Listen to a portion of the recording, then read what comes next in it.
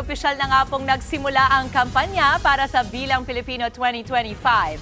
Pero alam niyo po bang magkaiba ang pinapayagang haba ng political ads sa mga local at national candidates? Gaano na rin kaya kahigpit ang COMELEC sa online campaigning?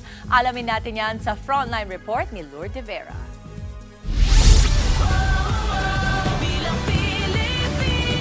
Magkaiba ang mga tuntunin para sa mga kandidato para sa lokal at sa pambansang posisyon. Sa radyo halimbawa, merong 180 minutes or kabuuan ng 3 oras kada istasyon ang nakalaan para sa mga national candidates. Kung kayo naman ay tatakbo sa lokal na posisyon, meron kayong 90 minutes.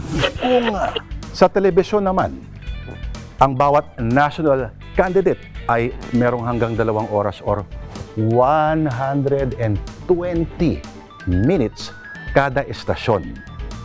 At hindi bibilangin dyan yung mga paglabas sila sa halimbawa sa balita o mga panayam sa mga talk show, interview, documentaries, etc.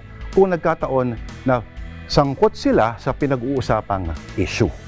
Sa printed material naman, kunyari sa mga leaflet, hindi dapat lalagpas ng 8.5 sa lapad at 14 inches naman sa haba ang bawat printed material. Hindi gaya sa Amerika na pwede ang negative ads na may tira sa kalaban. Sa Omnibus Election Code, bawal din ang material na naninira ng sino mang kumakandidato. Pero na lang kung lagyan ang pangalan ng nagpagawa at ang media business na pinagawan. Pero teka, radyo, TV, dyaryo, di ba yan pa yung gamit sa kuweba ng mga lolo nyo? Kaya ito, noong Setyembre 2024 lang naglabas ang COMELEC ng mga panuntunan para sa online at social media. At sa pagpaparehiso ng website o account, ito ang mga kailangan mong isubmit. Ang dami, no? At hindi pa nagtatapos yan. Matapos ang approval ng COMELEC, nire-reviewan pa rin ng Task Force KKK sa halalan. Ang bagong biloong sakay na magmamanman kung may mga pagmamalabis o disinformasyon sa mga kampanya. But wait, there's more.